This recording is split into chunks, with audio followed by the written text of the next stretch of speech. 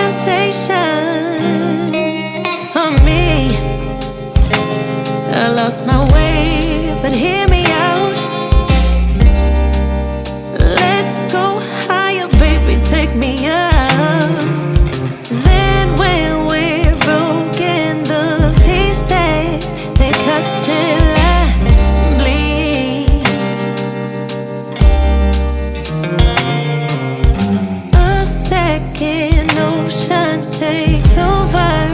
I know I should leave,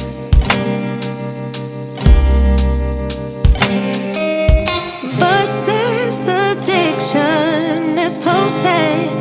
I fold at the knees, just a prisoner of the moment, and the devil is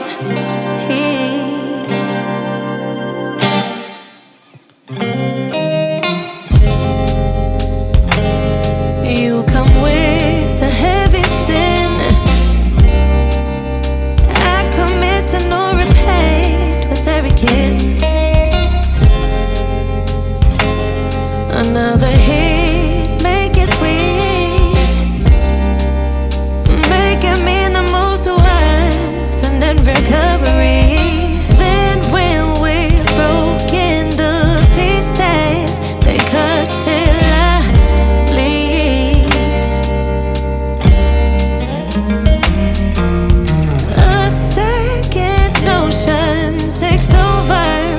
I know I shouldn't leave, but this addiction is potent. I fold at the knees, just a prisoner of a moment, and the devil is he. All of the I know that I knew, I make amends, then I lose. Show me mercy, please. What a disease, foolish Eve, the serpent's heat. Let me be, set me free. Let me be, set me free. Let me be, set me free. Set me free. 'Cause when we're broken, the pieces they cut till I bleed. A second notion takes over. I know I should leave,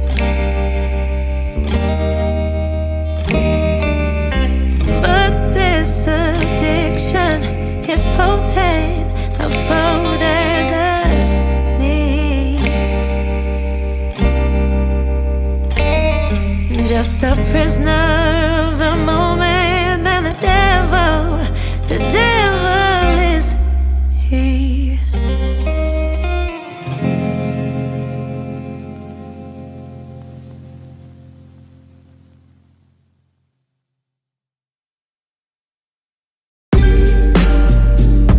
Yeah, okay. EXP, shout out to Silly Grin, back again on the beat, beating you in the head with that hard shit. The fuck you know about that? Y'all ain't ready for this. The fuck y'all thought? Get him shot. This that boom bap hard shooting down the target. Send my regards to his mother and his father. Consumed by the demons, I purge it from my conscience. Load another clip, let it go, I got a monstrous flow hysterical, let him know we act retarded. This a crucial conflict, these bars sick as nauseous. As AIDS is real, as apes is Congo. As deadly as Rambo on the sights of a longbow. Harm your frills with my bars so ill. Guard your still, run along and squill. If a frog gon' tell, then a bra gon' smell. You see on your breath, puzzle look on you still.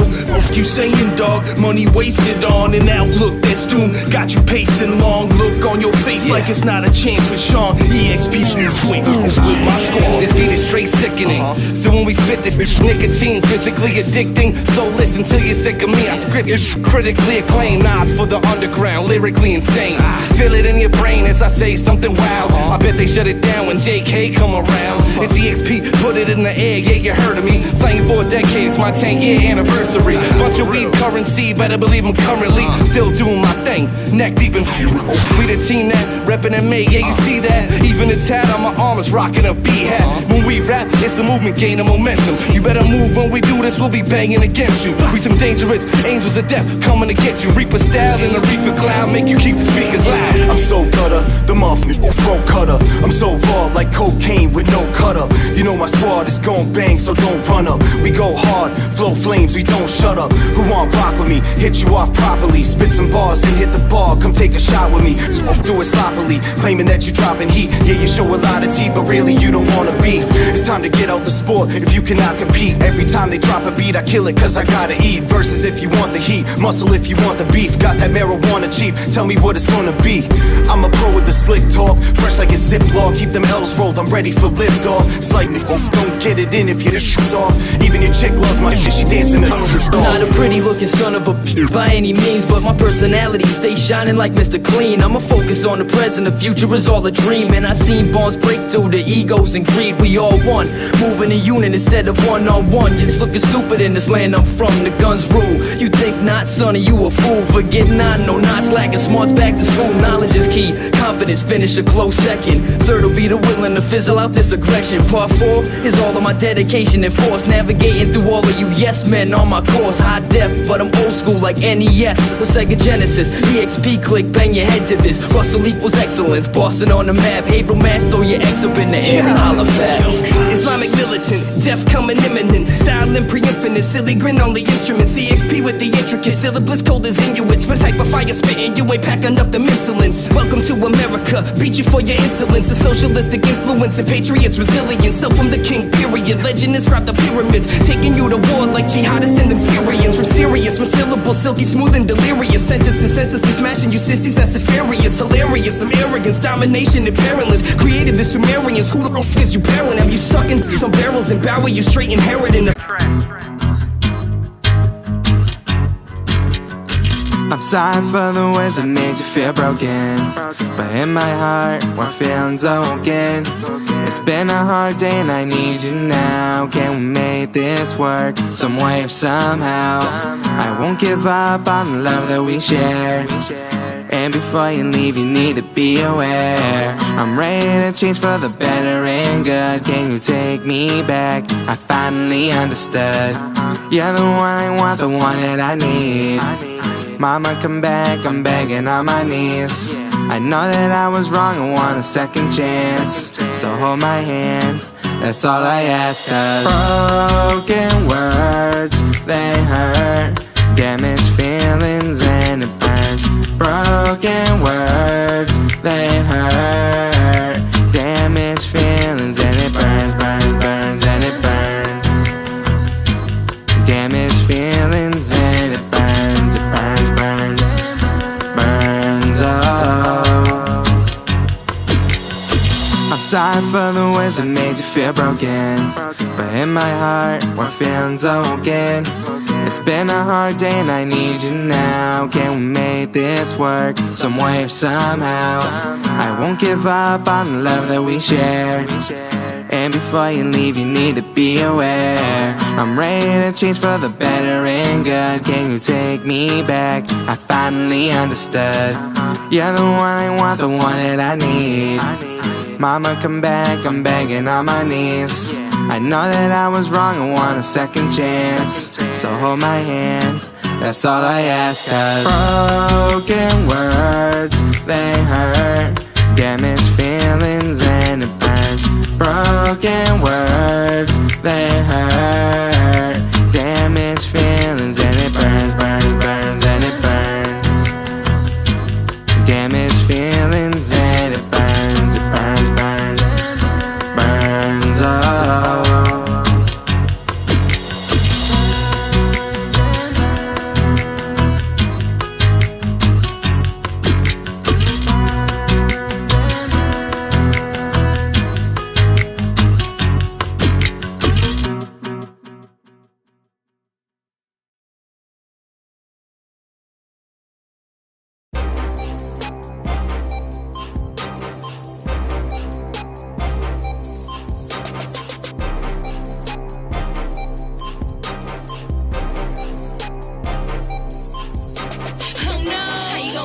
Stay at the top of my game, can't fuck with me. You know, when it comes to the game, we don't move the same. I'm who you wanna be. I go hard each and every day, never miss a beat. Nah, not me. You gon' regret the day you ever stepped to me. Better respect the queen. Huh?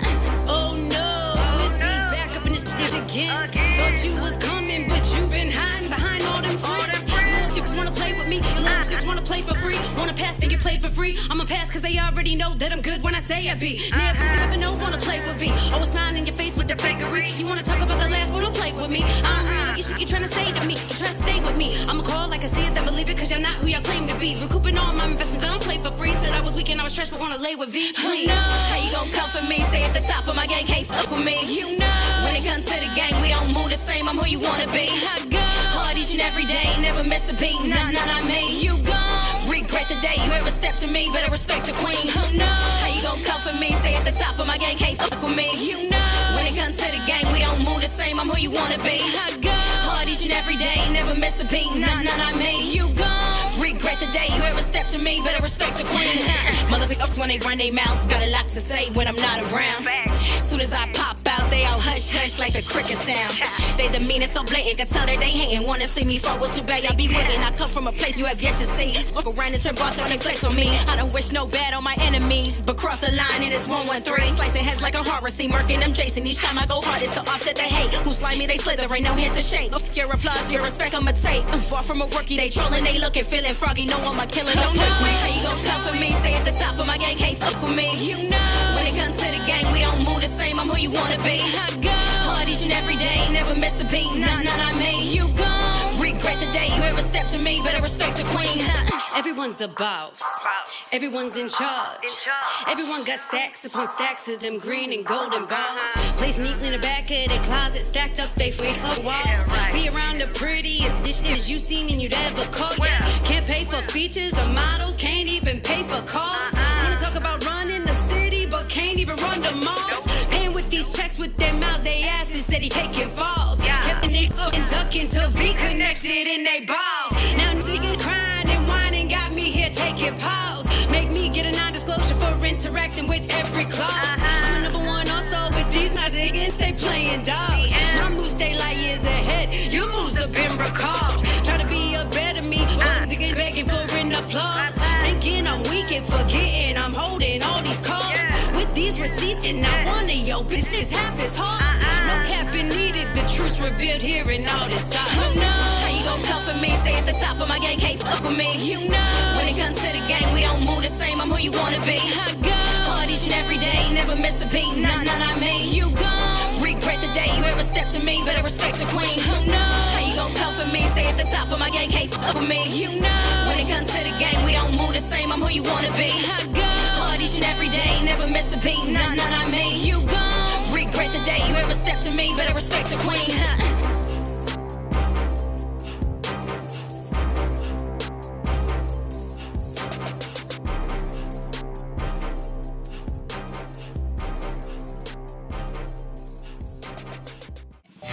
Red Review here with Old Colony Pest Control. If you're having pest problems in a commercial or residential setting, we're the people to call. Veteran owned, based in Massachusetts and Rhode Island, Old Colony has been here servicing your homes proudly, and we plan to keep it up. Our team is fast, efficient, and reliable. We go above and beyond to cater each project's individual need. No task is too much for us, so give us a call. 774-400-5993. Again, the number is 774-400-5993. Hope to hear from you soon. General Red Review, out.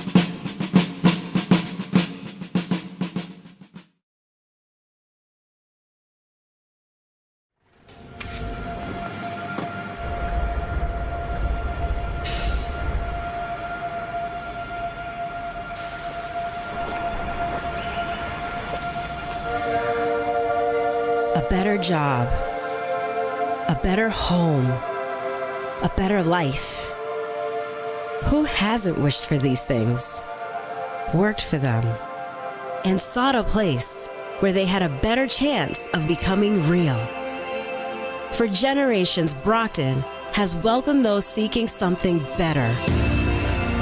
From those who came in search of opportunity to today's multicultural population that makes us the most diverse community in all of New England. Brockton is a place where homes are more affordable, communities closer, where a strong and talented workforce fuels the success of businesses big and small. And the vision of a more diverse and equitable America is being realized every day. It's where ideas take root, businesses grow, communities thrive, new beginnings unfold,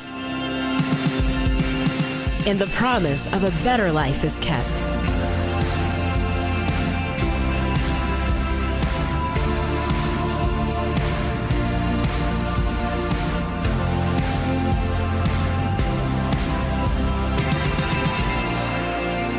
Brockton, Massachusetts, where better begins. Time to grow up. You got a problem with your self-esteem and ego. Oh, here we go again. It's time to grow up now.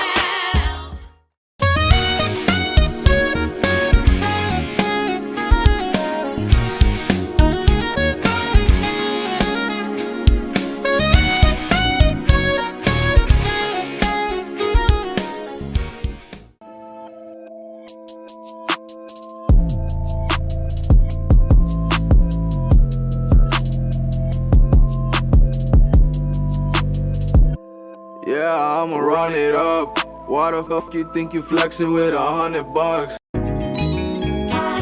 Yeah. Can I talk to you for a second? This is Motion with Randy. Yeah, you see me. Bring it, come get me. Ass fat, but the waist no slimming.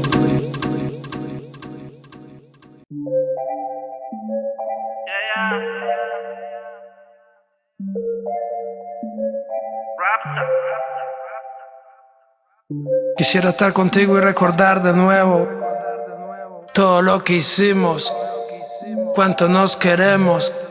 I came to do the damn thing, cause I do the damn thing, so I guess the damn thing is getting done. I ain't popping champagne, this ain't a campaign, I ain't running no, actually you should run. No comparing, clearly you can't hang, such a damn shame, man, you ain't never won. Life ain't a fair game, I'm just an airplane flying through, maybe you should see if you can get you one. We're out of time.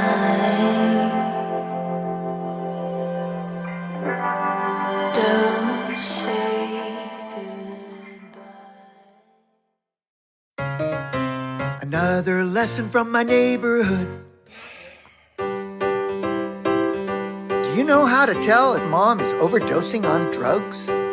If your mom shoots dope every day like mine, you can only help her if you know the signs of an overdose. An overdose? Yes, an overdose. Don't call the ambulance if you're in doubt, unless she shakes uncontrollably or foams at the mouth. That's an overdose. Okay, that's an overdose. That's an overdose.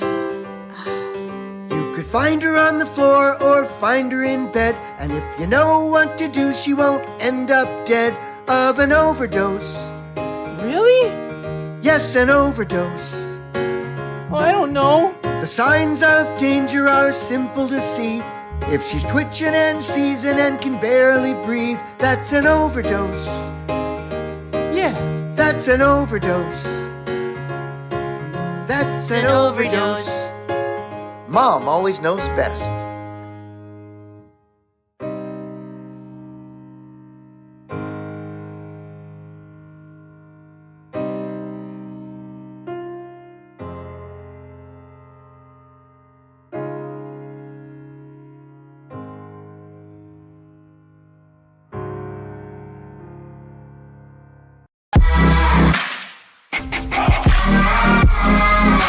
It's caught in the crossfire.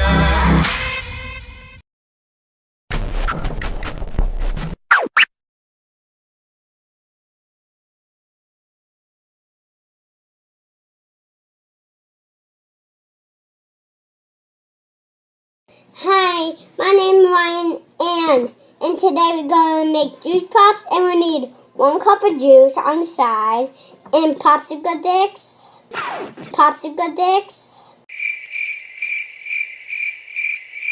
Popsicle dicks. Popsicle dicks. Sound like that new bounce. By the way, H-U-E-Y. Boy, hits committed partner. Po, you a fool for this one. Toot that thing up, mommy, make it roll. Once you pop, lock it for me, girl, get low. If your mama gave it to you, baby girl, let it show. Once you pop, drop it for me, maybe we can roll. Oh! Popsicle dicks. Popsicle dicks. Popsicle dicks.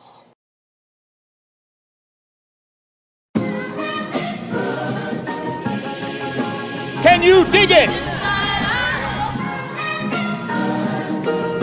Can you dig it? Can you dig it? This is blasphemy. This is madness. This is the proof.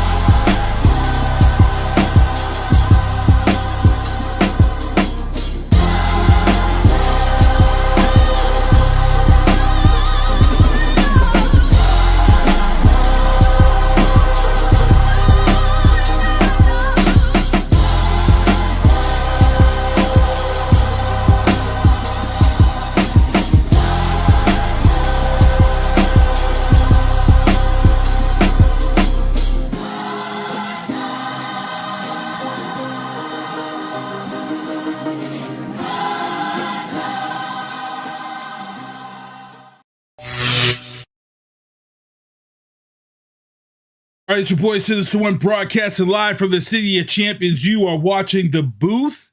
It is 2/28/2023, the last day of Black History Month. And again, you know, I always complain on this show. They give us the shortest month of the year to celebrate Black History, but we get it in for them 28 days, bro. We get it in. We get it in for the 28 days. We got the NBA All-Star game. You know, you got all this stuff that goes on, a lot of tributes and stuff. But we get it in. And as you guys had seen on my Facebook page, for the entire month of February, I was paying my respects to Black History Month to a comedian, Flip Wilson, who I grew up watching many years ago. He's probably one of the most underrated comedians in the history of Black comedians, number one. And he was the original Medea before there was a Medea. Flip Wilson had Geraldine, and you would tune in as a kid to see what Geraldine crazy stuff that she would do every week on that Flip Wilson show. And Flip Wilson came off of Laughing. And, you know, so much respects. He was my pick for the month of someone that I wanted to support and someone that a lot of people didn't know about in Black history. But Flip Wilson is big, and he died with a lot of money. He put his money in the right places. And, you know, it was great to see a guy like him through the years growing up and setting the tone. Big guest from last week. I had recording artist TNF Lando on my show last week. And I also had a special attorney on, Ashlie case Sletvold. She is the attorney who is handling the class action suit for the people who are affected by that rollover, that train derailment in Ohio. She is the one that's handling that case. So I want to thank her for being on the show. And as you guys can see, my guests for this week are already on the show. In the upper left-hand corner, Booth alum, my man Z-Man. Say hello to everybody. And then down in the bottom, Z-Man, you're muted. Make sure you unmute. And down in the left-hand corner, he's actually in his shop right now, holding it down, recording artist. Now, you guys have probably seen this man before. If you're looking in Brockton and say, man, why does he look familiar? Where did I see him before? Well, if you're at Tamboo for the Black Ice event, this man was there. He performed King Jai out of Atlanta. Please introduce yourself, sir. What's going on? It's your boy King J checking in, man. I'm just here to vibe and, you know, talk that good talk. And you got it going on. You got the shop in the background. You were showing us the barber shop. You going on? Please plug your barber shop real quick before we get into this interview, man. Let them know.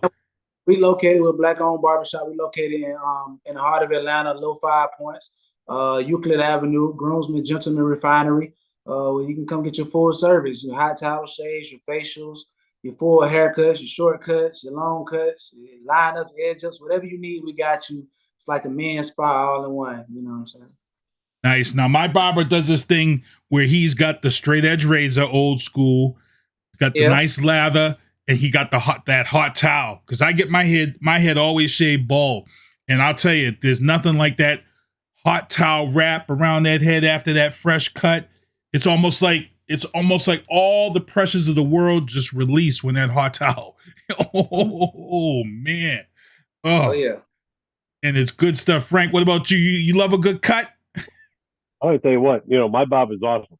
So he's never changed his prices, I don't think ever.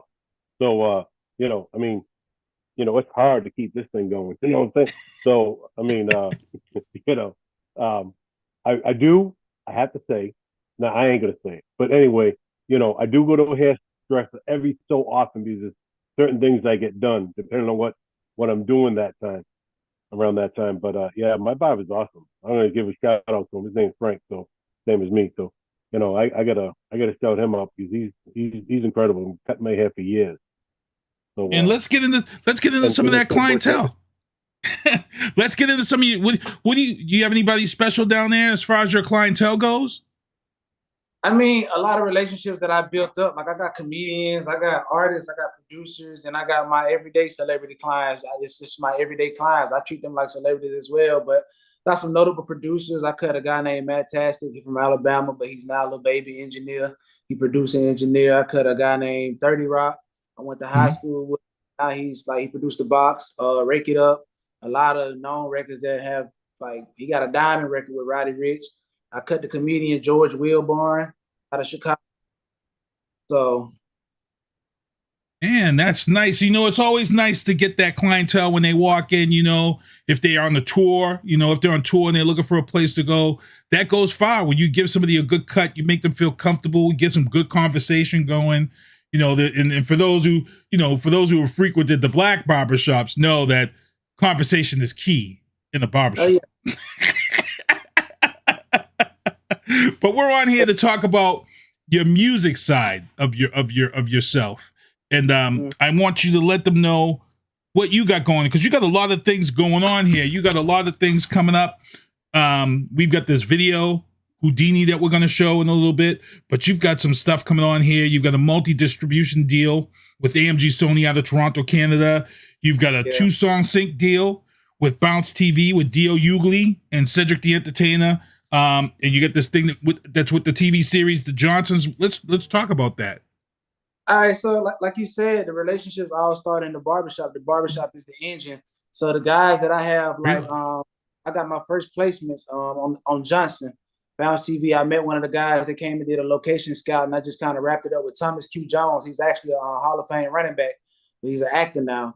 And we chopped it up, and I was like, man, let me sing you some music, whatever. And I sent them a couple songs, and they ended up choosing 2 of my records. So that gave us room to build that relationship and whatnot. So I got my first 2 placements, on the Johnson TV show on Bounce.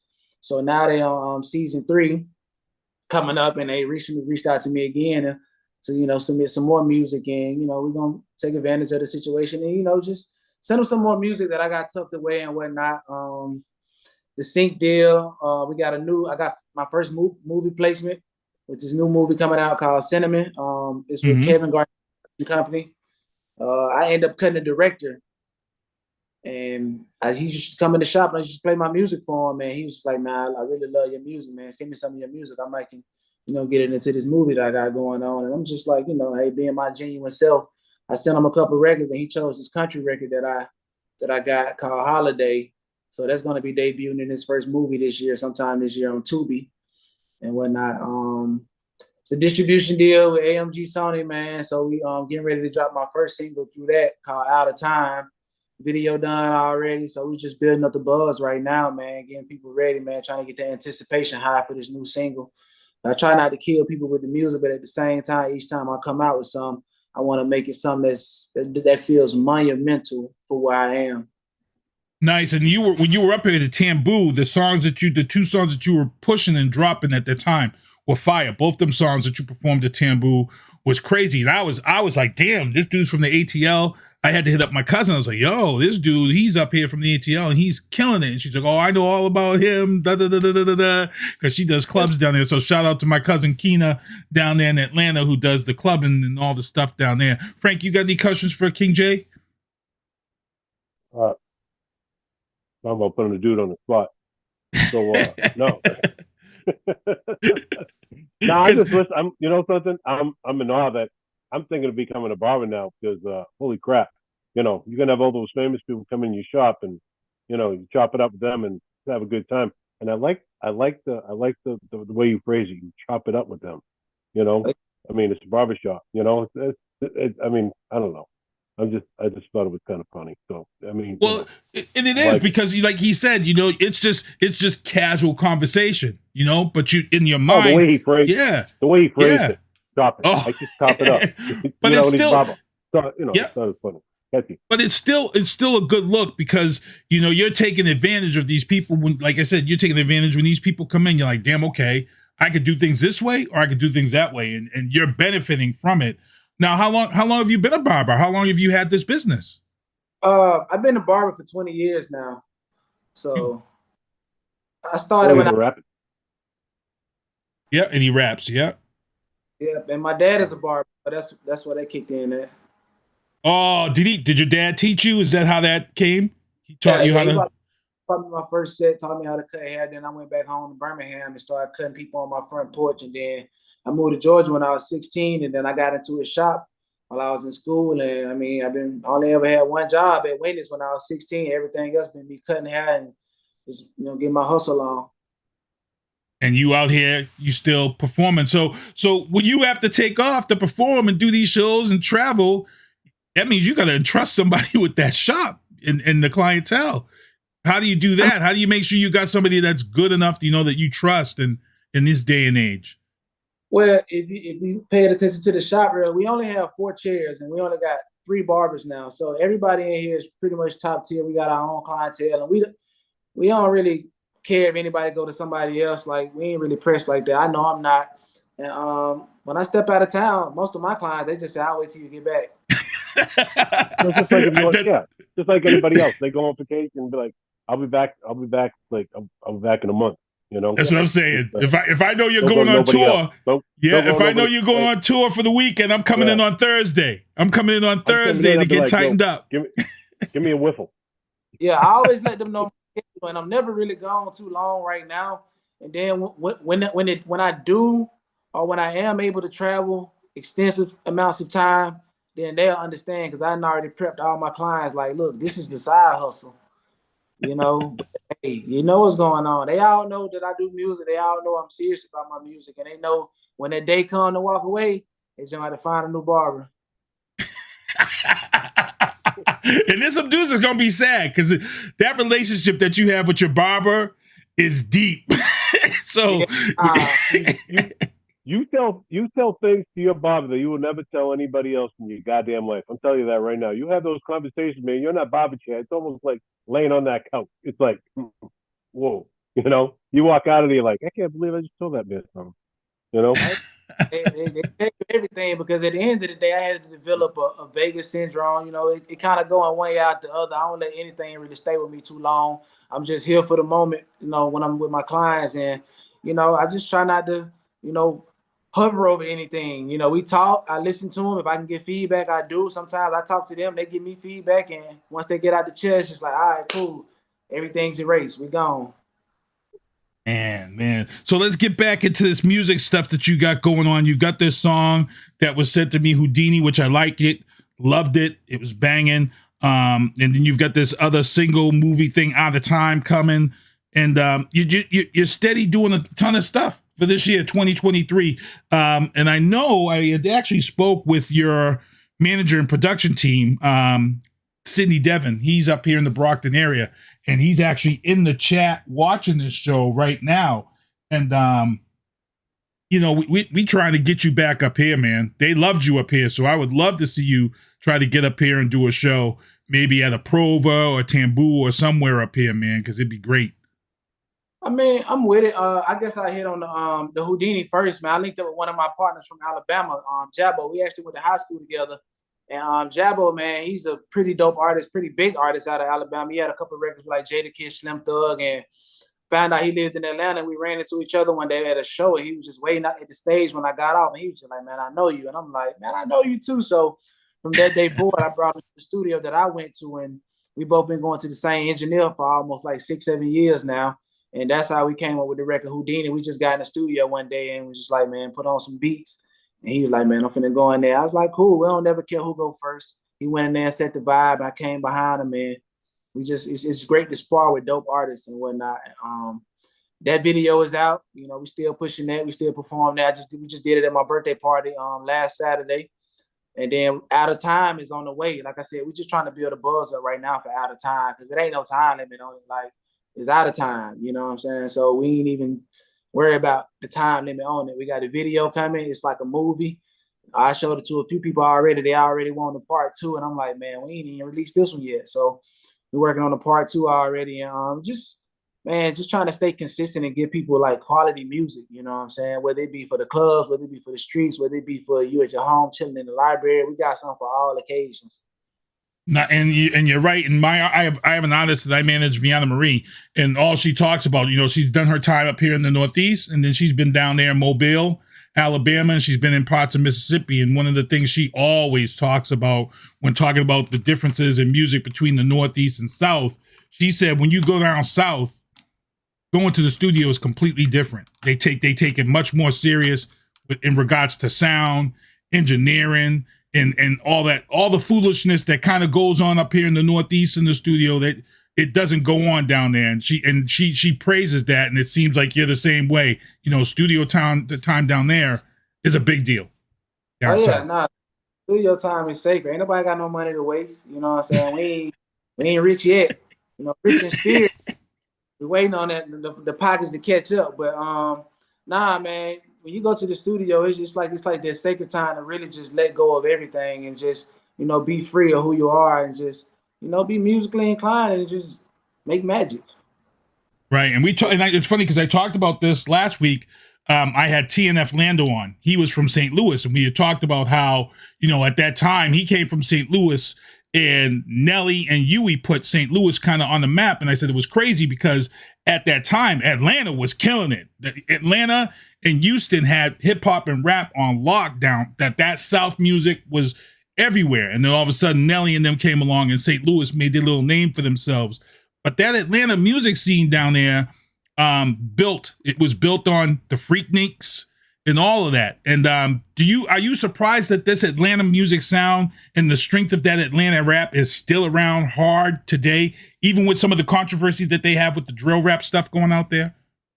I mean, I think Atlanta's gonna always be the sound because I think what drives like a certain genre of hip hop, especially like what makes the radio nowadays, is that music with the bounce, you know. And we got the strip clubs here, and nobody got the strip clubs like we do. So if people want to go out to the strip clubs is like business meantime. Like you go out there to link up and you get business deals done nowadays if you're going there for that reason. Or you're going there to talk to a DJ. You're going there because that's just the scene, what it is. You can go in there and eat good 5-star food, or go in there and, you know, close the 5-6-figure deals if you need to. So I think we're going to always win as long as we got that, you know, that force behind us. And then just our creativity, man. You know, like, I feel like no bias, but up north, it's like more about the bars. And don't get me wrong, it's about bars down here too, but it's just like, it's more about the fun and the vibe and the bounce. As to it's just about me trying to out rap you with bars. I mean, I could care less. I mean, can you make a hit record though? You know what I'm saying? So that's what it's about for us. Yeah, we got some people in the chat. It's pretty hard to have fun out here when it's like 15 degrees outside. So I get it, you know. I mean, you know, if I was in Atlanta, I'd be having a lot of fun too. You know? Yeah, and the other problem here too we have is, you know, everything closes up early here. So what happens here is, you know, everybody shows up at the club at 10 o'clock at night when the club closes at 1, and then everybody drinks like crazy fiends. And then you got the knuckleheads that can't handle their liquor in that 1 hour, and that's the big problem. I've always felt if you can go longer, let it go longer, and you won't have as many problems. Vianna Marie's in the chat. She said facts, and I think she's talking about the down south thing. Someone else in the chat said Atlanta music is the most dominant sound in all of rap and R&B clubs in the Northeast. I know. My cousins came up here, the Yin Yang Twins, and I had told somebody they're coming up here to do a New Year's Eve show in Boston, and my friend was like, "Oh, they washed up, they old, they ain't gonna pack the place was so packed when the Yin Yang Twins came. We were supposed to perform on stage. They were supposed to perform. The place was so crowded that they had to sit and perform in the VIP section that they were sitting in, that they had reserved. They did the whole show from the VIP section because the club was just so packed. They couldn't even get to the stage. And everybody was like, what are we gonna do?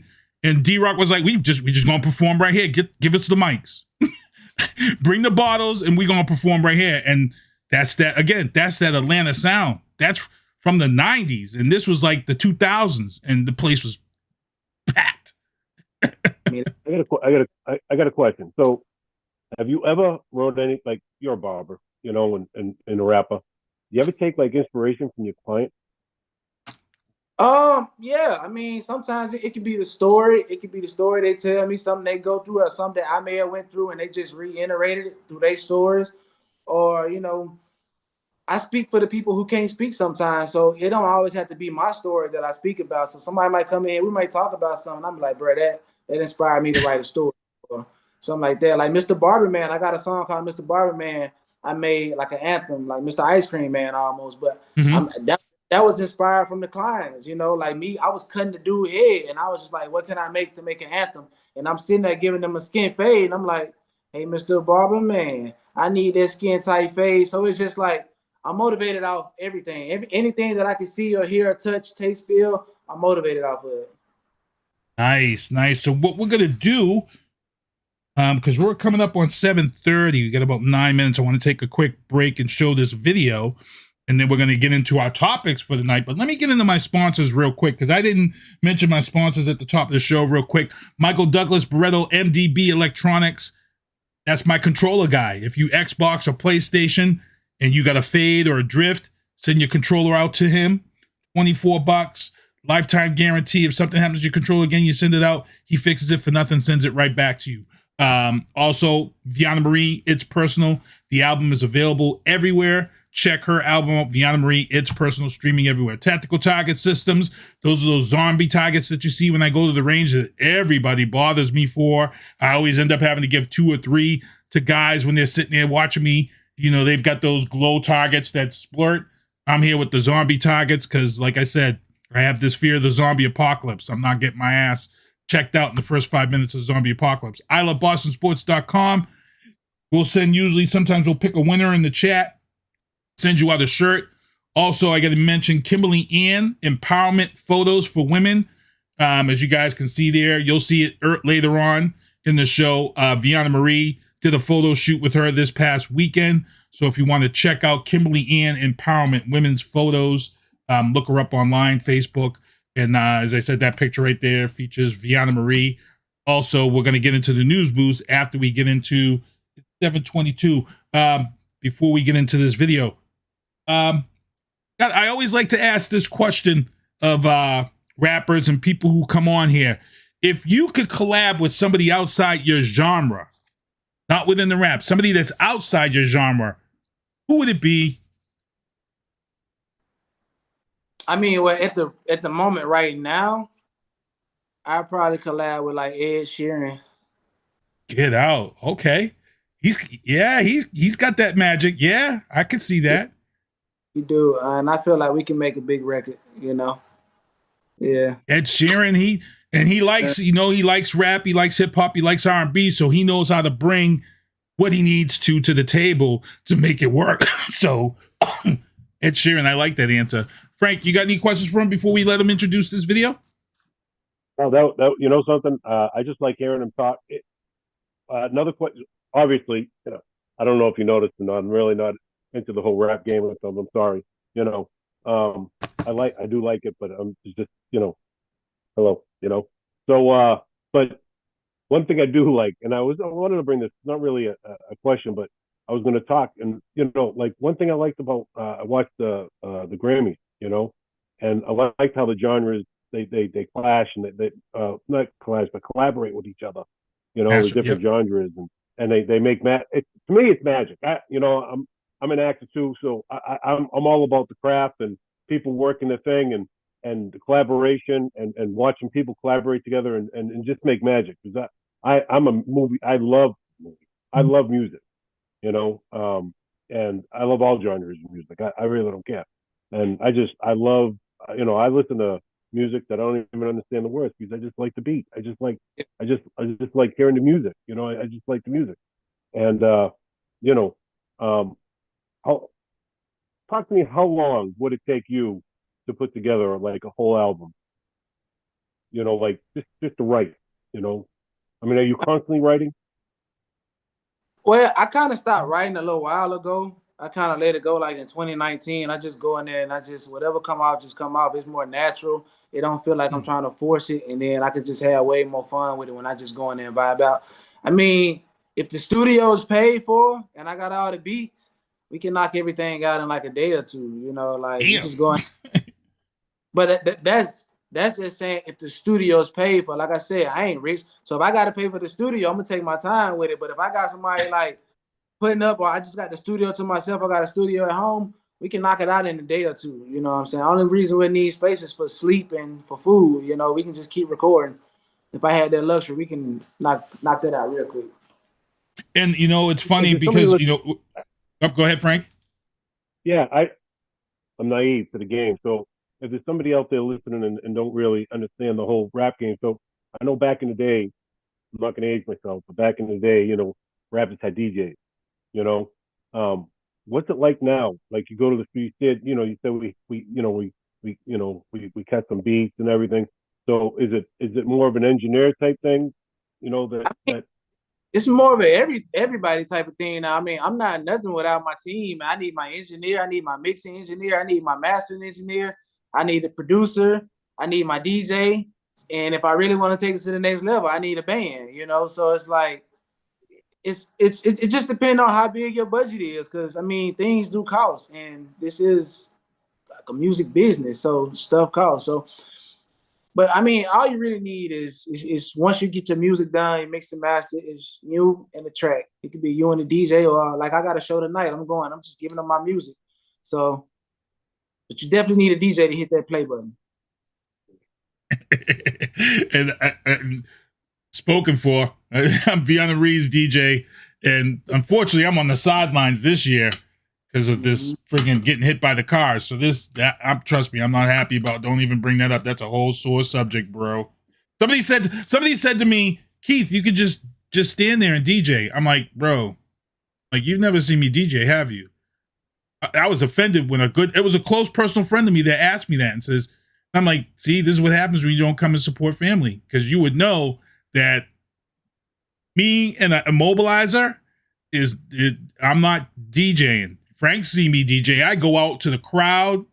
I'm in the crowd. I got masks. I got all the craziness stuff. So it's good stuff. We're at 7:27. So I'm going to let you tell us a little bit about this video, and then I'm going to let you introduce it, and we're going to get into it and play it. All right, so first off, the song is called Houdini because, what I'm saying, it's all about the illusion. And sometimes rap is selling that, what's the word I'm looking for? Perception and whatnot. So in this song, people can relate to, and sometimes people in the club, they want to feel like they sell dope or something like that. So we always kind of like relate to that, but not necessarily talking about this. So the song is called Houdini for the switcheroony, you know what I'm saying? So it may look like we talking about something, but we talking about a whole other thing, you know what I'm saying? Houdini is, we are the dope. The stuff that we create, that's the dope.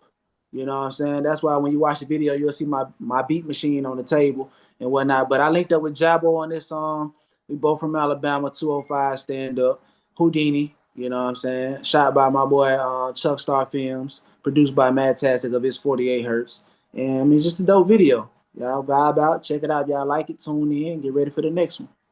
All right, here we go. Here's Houdini dropping right now. you in luck. What's up if you want the best shit? 48 hurt. 48 hurt.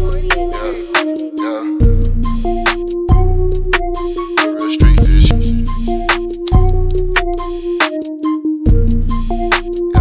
Let's go. Stood off in the trap and I made a half a ticket. Call me Young Houdini, it was magic, I did it. Stood off on the block, I was serving pounds of midget. A dirty ass revolver, this was way before the switches. Riding to that UGK, dirty money, I'ma spend it. I dropped it in the pot and had to whip me up a Bentley. Staying free of all the haters and these dirty trifling women. The way I put this shit together, think I'm f***ing with the chemist. You know they call your boy a don, like I'm f***ing with the mafia. No mask up on my face, this ain't the Phantom of the Opera. He shouted from the back, she begging me to get on top of her. You niggas number rats, all you really do is copy us. I'm vibing out, looking at the plate, they striking out. I'm hiking out, get the word and get the drop, I'm riding brown. Spilling liquor on your sofa, give a fuck about your couch. These niggas growling like some lions, leave them quiet as a mouse. And I'm on my own wave, grinding for 4 days, and you in the house. I never gave a fuck what these niggas were talking about. Don't care about clout, I make the trap jump when I get in my mode. Back up when I'm moving alone. Act up and he getting exposed. We back on the road. Stood off in the trap and I made a half a ticket. Call me Young Houdini, it was magic, I did it. Stood off on the block, I was serving pounds of midget. A dirty ass revolver, this was way before the switches. Riding to that UGK, dirty money, I'ma spend it. I dropped it in the pot and had to whip me up a Bentley. Staying free of all the haters and these dirty trifling women. The way I put this shit together, think I'm f***ing with the chemist. Don't play the game, keep the dope, no Sega Genesis. And if it's lies that they want, I give them plenty. I got them hooked up on the dough like Popeye in the spinach. I got them hooked up on the road, they somewhere stuck up in it. Losing track of time, I'm somewhere in they mind. I'm living rent free, man, fuck a 9 to 5. They said dope, sell it, sell. So I cook it up in the booth just like a chef. Five-star meals, we just want the meals. Full of dollar bills, want that house off up in them hills. Had to get it real, had to hit the block and make them feel something they never feel. Put that dope up close up to their ears. Stood off in the trap and I made a half a ticket.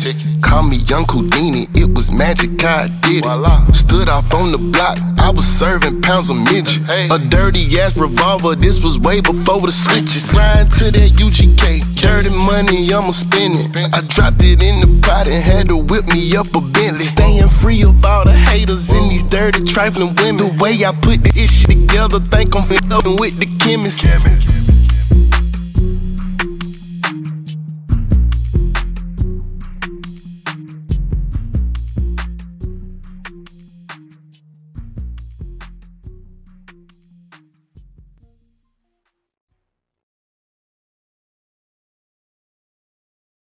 And that was King J, Houdini, Dabo. That was crazy. That was fire. And I got to thank his manager. He actually sent us a snippet of the holiday song, the country song Holiday. Man. Yeah. Man, I can't wait till that video drops. I want to see that. And your manager also shouted out your DJ, Sin, C-Y-N, Sin. Your DJ, so he shouted him out and gave props to him too. Reb is in the chat. He said too many zombie games. Oh, that's my stepson, Reb, R-E-B. Shout out to my stepson who's in here. Happy birthday. Yesterday was his birthday, 13 years old. I want to give props and say him. But we got to get into this news booth. We're at 7:33. Again, the guys who are on with me, Z-Man, King J, on with me right now. And we're going to get into these topics, and these guys are going to chime in, give their thoughts on these topics. And then we got to let him get to his customer when he gets there at 8 o'clock, because I know how it is when you get to the barbershop and you got your appointment. You want to get cut when your time is to be cut. So let's get into these news topic. In the news booth here in Brockton, Brockton is going to receive $11 million for some local projects. $3 million of that is going to go to Ward 5's Cosgrove pool, which is right down the street. I'm praying and hoping that they put a splash pad in for the kids and get rid of the pee pool that they got down there that the little kids wade in. If they can put a nice splash pad there, the pool was actually vandalized during COVID. They had a field day in there and spray painted, so that pool itself was done. But that pool has a nice deep end. It had diving boards, but there's a lot of issues there, so it's been closed. That only half of the pool is used in the summertime. Frank Zanowski can speak on it. You've done a ton of details there during the summer with all these young kids. What are your thoughts on $3 million going to the rehabilitation of Cosgrove Pool? They need it in the change rooms and everything. I'm going to tell you what. So that pool is really old. That pool is about as old as I am. So we're talking decades. It is about time that this pool gets it's the only free public pool still around here in the city. The other one you got to pay, and it's well needed. The neighborhood kids, they all go to. There are tons of people that go to it, and it does get really crowded, and it's just a little area. I hope they expand that area out. I really do, because you got that whole back area and that whole park area and everything. Just expand. I'm almost just something. Tear down what's there, expand it, and make it an unbelievable experience for the kids in the city and for the families in the city. That need a place to go when it gets hot. Why not? You get the money. You just got rewarded this money. Do it nice, do it right, and let's make it an experience. Because there's nothing for these kids to do in the city, and if we can do something in the summertime and give them a place to go and families to go and enjoy themselves, a nice safe place, why not do it? So I'm excited. I was happy to hear that the city got this money, and I just hope they do it right and they do it good. And that, it's good because, the only other pool that's here is Brockton High, and they charge you to get into Brockton High pool, number one. And number two, the Brockton High pool, it's a hit or miss. If you go on a 90-degree day, they could be packed. And now the kids are waiting outside until some kids leave, and then they let you in this because they have a capacity limit. So now you got kids that are sitting there at Brockton High waiting to get into the pool on a hot day, and you can't because you're at the mercy of when somebody leaves. And then it's either that or you go to the East Side pool, which is now limited because half of that pool is, is cut off. So we need that stuff for our kids. Also, JetBlue, a flight here at Logan at JetBlue had to abort landing because there was another plane on the runway that shouldn't have been on the runway. Now, first of all, this plane that was on the runway that forced JetBlue to perform a climb out procedure. Now, I actually experienced the climb out procedure. We were coming into Philadelphia and there was a work truck on the runway that shouldn't have been there. Climb out is when you're coming in for a landing and all of a sudden they hit the thrusters and they put the plane right back into the air, pretty much in a straight upward angle. My butthole, it pinched up. Trust me, it is the scariest thing out there. But here's the problem. The plane that wandered into the runway, Hopperjet. Is that like, would you even take a plane with the name Hopperjet King? Nah, you said Hopperjet? Hopperjet, H-O-P-A jet. I really only want to fly Delta.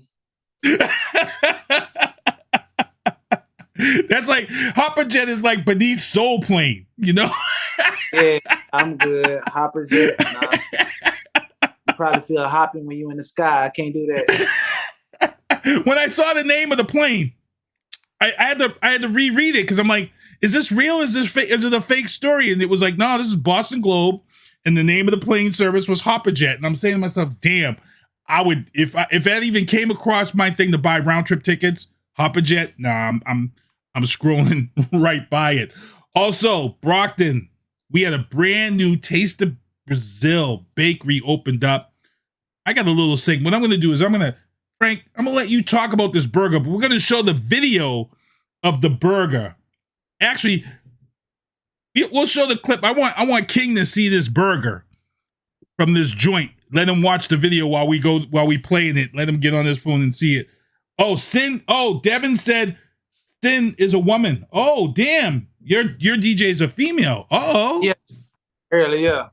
Oh, damn. He just hit me up and corrected me, so I'm glad to hear that. Oh, now I gotta check her out. And because women are killing. That King didn't say nothing. He probably didn't catch it. Because I was he just sat there like to go. I didn't hear me when I said it. So we're gonna have to let him watch this video. I wasn't gonna play this video yet, but I'm gonna have to show this video. Let him see this burger because how do I see it? So you hold on here. I'll be able to share my screen with you, I think, in a second when we go live. I should be able to share my screen and show you the video when it plays. And that way we can see his thoughts. You like a good burger? Of course, who doesn't? Okay, so this restaurant's called Taste of Brazil. They specialize in Brazilian bakery goods. We went there and we found out that they have this sandwich called the Everything Burger. And then they have the Everything Burger Extreme. This burger entails a grilled bun, a beef patty, a fried egg, shredded chicken seasoned with Brazilian seasoning, a slab of steak. Yep, go ahead, Frank. What? Play the video. They're going to explain all this in the video. Just play the video? Okay. All right, we'll just play the video because King got to see it. He got to see the juices. He got to see this burger. He got to see this burger. And you don't do it justice by telling them. Let them. Yeah, let them see it. They will come back. Right? Yeah. Hold on. I'm going to share my screen with you, and then we're going to be back. Here we go, guys. Here's the video of Taste of Brazil Bakery, the booth field trip with me and Z-Man. Here we go.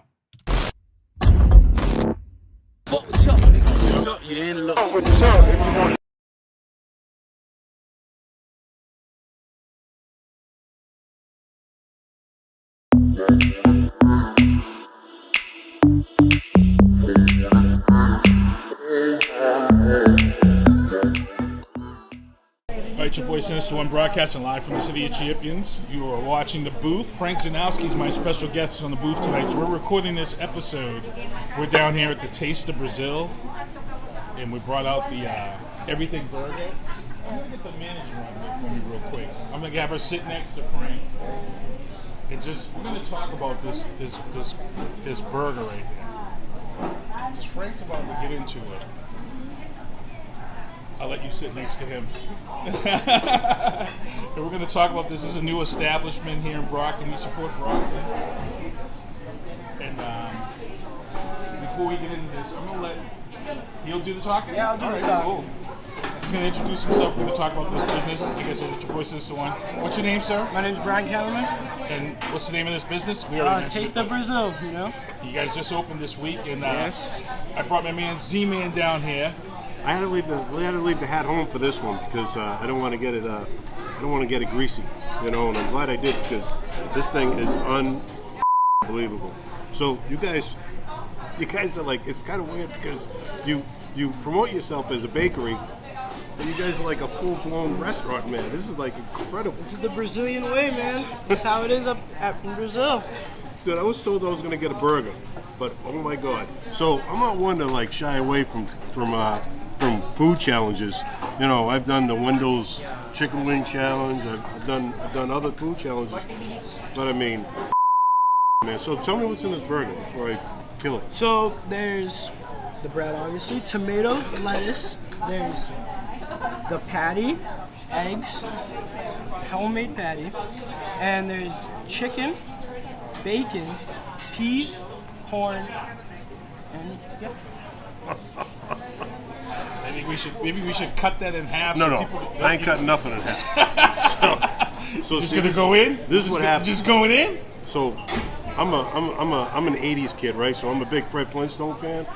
So he used to eat a Brontosaurus burger, and he never cut his Brontosaurus burger in half. So what I'm gonna do is I'm gonna try to take this thing, because I was told I get some big ass hands. So I'm gonna take this thing and just try to. My God, I don't know if my mouth's big enough. Shredded chicken on there. Look at this, man. Look at this. Look at this right here. Look at this. This is unbelievable. So I don't know if my mouth is big enough, but I'm gonna try it.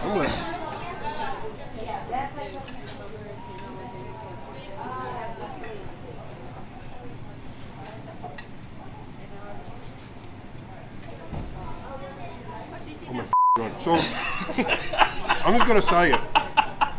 You know how I know I have a heart? A lot of people say I don't have a heart. You know how I know I have a heart? You ever see that pretty girl and your heart flutters? Yes. Yeah. My heart's doing that 50 times faster right now. This thing is unbelievable. So I am not Fred Flintstone. So to finish this thing, I think I might need a knife because this thing is huge. I'm gonna go in there for a second bite. This is unbelievable, man. Let me see the inside of that now that you bit it. Look at this. You got, and it's starting to fall out the back here.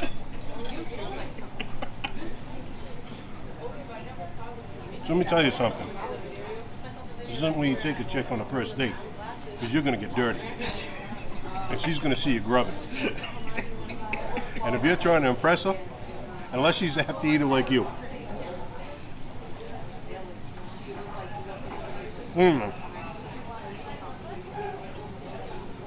You get the tomato, which I haven't even touched yet. You got the patty in here. Got the egg. The bacon, which is just falling out. But even though the bacon's falling out, there's still like tons of it left in here. So this thing ain't for the faint of heart. You could have a hearty appetite. And once we're done with this segment, I am grabbing this thing down to the end. I'm telling you right now. So let people know how they can find you, where you're located at, and if you got any social media. We're located at 696 Crescent Street in Brockton at the Plaza. And you can look us up at Taste of Brazil on Instagram. And yeah. And you guys have daily specials too here? Yeah, we have the plate of the day, you know, it's beef, you could pick pork, chicken, and yeah, and pretty much up to you. All right, it's your boy Sinister One, broadcasting live from the City of Champions. You are watching The Booth. Once again, thank you for tuning in. Z-Man, my guest for this week. Fluttering, bro. Fluttering. I'm in love. And we actually have neighbors beside us who are eating food, and they had these humongous plates, and their plates are clean, bro. And the size of the plates you guys got here. Tell us a little bit about the plates of dinner that you have, not just the sandwiches. We got like we get rice, beans, you know, and then some salad on the side, and then your choice of meat, and French fries and bananas. Ooh, it's good stuff. So again, hold on a second. Yep. Dude, this is a piece of steak. Yeah. With the patty. With a burger patty. Frank, I never seen you smile so hard. This is incredible. All right, it's your boy Sinister One from the booth, broadcasting live from the City of Champions. I'm about to get into mine right here, and we'll be back with more booth after this. Again, shout out your business. Taste of Brazil in Brockton. Check them out 7 days a week? 7 days a week. Sometimes we'll be closed for production due to high amount of customers. Okay, sounds good again. We'll be back with more booth after this on hoopazoo.com. Sinister One Productions, we're out.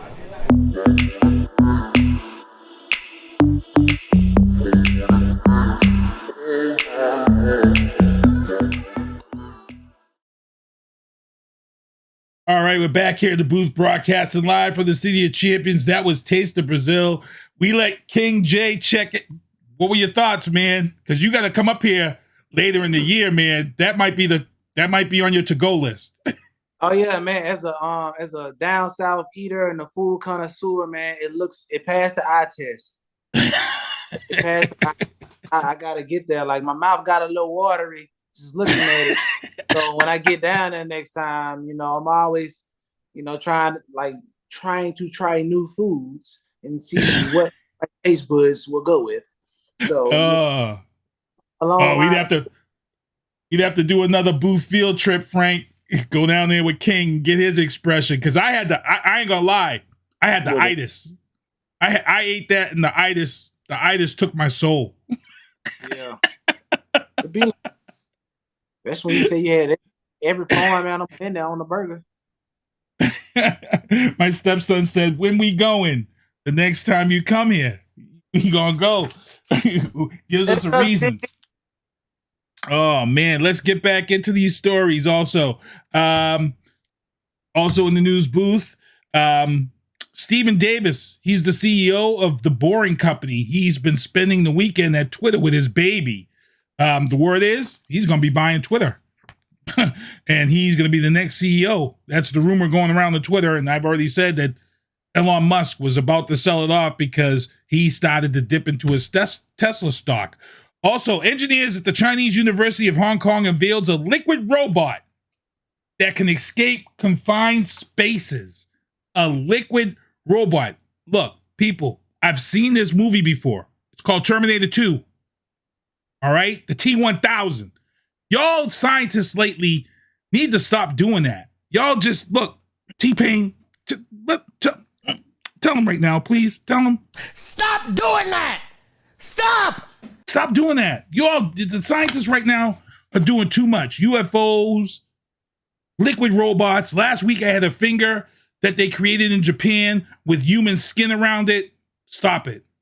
Stop it. I mean, they invented a virus that escaped. I mean, you know, and it's still wreaking havoc. Right now, the scientists have created every 80s movie, disaster 80s movie that we've all had seen growing up as kids. We've had pandemics, UFOs, you know, crazy stuff. In the legal booth. Man, oh man, oh man. Governor DeSantis has just crossed the boundary of pettiness. Petty Governor DeSantis. Governor DeSantis has taken over the district where Walt Disney now does his business. Governor DeSantis has now stripped Disney of their tax status, which means they have to pay taxes. Here's the problem, people. When Walt Disney bought the land from Florida, he bought all those acres of useless, unusable swampland that was never going to be used. It was pretty much desolate. And the agreement was that if you could build something that's going to bring tourism here for years and years and years, you would never pay taxes. And he did that. That was the agreement. But because Disney kind of crossed the line and opened their mouths about the anti-gay stuff that was going on down there, he took away and got a bill and took away their tax stats, which is a lot of people saying, man, this is kind of crossing the political power lines. And I'm going to be holding this one and talking to my guys next week on this one because there's a lot of people, they're not happy with Ron DeSantis just did. Also, the Chrisley's son is with his fiancé. He's taking a trip overseas somewhere. Funny thing about this is that how do these people still have a reality TV show? They're serving prison for tax evasion right now. I just don't get it. White collar crime is white collar crime. It's crazy that they're both in prison. Their show comes on after Raw, and the son is splurging and spending money anywhere. I just don't get it. Also, let's get into the entertainment booth. In the entertainment booth, guys, Cocaine Bear was number 2. Now, I showed the trailer for Cocaine Bear when it first came out, and I told everybody this was going to be a sleeper hit. They projected this movie was going to make $8 million, Cocaine Bear. It ended up making $23 million, came in second place, and the movie is loosely based on a true story when a gentleman was flying over this area and he was about to be arrested, and he dumped the pounds and pounds of cocaine in Yellowstone. And this bear actually found the cocaine and got high on it and eventually died from overdosing on the cocaine. They kind of added all this murdering and killing and all this other stuff to make the movie, you know, Hollywood. But it is based on a true story. So it's crazy stuff about that. Also, have you guys seen the movie Megan yet? Have either of you seen the movie Megan, the doll movie? No, I wanted to, but I haven't. I watched it. It was unrated. I watched it. It was okay. It was this generation's Child's Play, pretty much. And that's kind of my thoughts on that. I saw you put that on there, that it was this generation's Child's Play. And I'm like, yeah, you know something? And it is. You know, if you think about the whole Chucky thing, yeah. It was full of a ton of holes though, because I was saying to myself, if somebody built a robot toy this good, it would have never made it past copyrights because the U.S. government would have came in and took that doll, bang, like that. So I was like, this would have never have happened when you see how it was developed. Also, last night, if you watched Raw, man, oh man, oh man, WWE killed us last night. Lita came back out of nowhere and teams up with Becky Lynch and wins the tag team titles out of the blue. It was crazy. It's insane. I just don't get it. It's unbelievable. And at the end of the show, I'm going to show you guys this trailer for Russell Crowe's new film, The Pope's Exorcist. As I was just talking about, we're talking about UFOs now in the government because they created this whole thing and they want to be transparent about UFOs. You know, we're talking about robots now and all these things. Now we have this movie coming out, The Pope's Exorcist, with Russell Crowe, based on the true story of Father Gabriel Amorth. He was the Vatican's chief exorcist. He is the guy that the Vatican and the Pope, he only answers to the Pope. He only speaks with the Pope. He handles exorcisms that the Vatican sends him out. And this is based on years of this. Look, I'm tired of this. I don't know about you guys, but demons and all this stuff now trying to prove that this stuff is all true. You know something? There's only a few jobs in this world that I am not envious about. Prison guards, firefighters, and exorcists. I don't deal with demons. I don't deal with fire. I don't want to deal with no damn prisoners. And I definitely ain't dealing with the devil. So, I mean, you know, you could have that job. You know, it's cool to watch. You could have it. You want that job, King? I'm good. Yeah. Man. Everybody dealing with enough of their own demons. I don't want to deal with nobody else. I hear you. Not the ones that you jump in your body. Oh man, oh man, oh man. I'm actually gonna show you guys. I actually got the trailer sent. Let me pull this trailer up so we can see this. For everybody who's watching the show, let me just show you real quick, because you know it's Russell Crowe. You know it's gonna be a scary ass trailer right out the gate, because it's Russell Crowe. This man did big movies, so you know this isn't gonna be some slouch of a horror movie. They're gonna do it all big. So here it is right here. Here's the trailer for The Pope's Exorcist right now. Here we go. Whatever you do, you only do because God allows it. Did he allow that?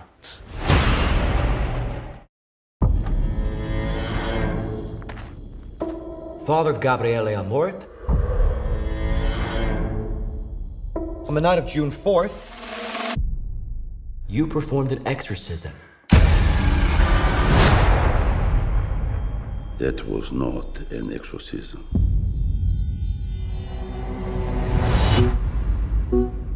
The majority of cases do not require an exorcism. 98% are recommended by him to doctors and psychiatrists. The other 2%, I call it evil. We have more questions for you, Father Amorth. You have a problem with me? You talk to my boss, the Pope. There's a case that needs your attention. Bring me the priest. I'm here to help, Julia. Wrong priest! Take caution. There are secrets buried there. Is the Vatican sealed?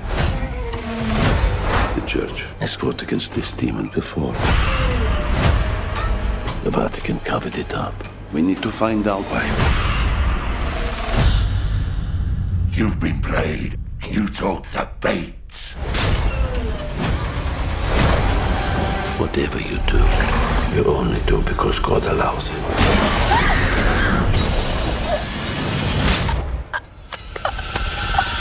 Did he allow that?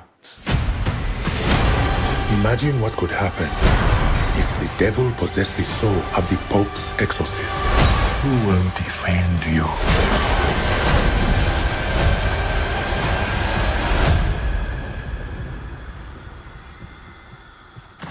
My faith does not require defense.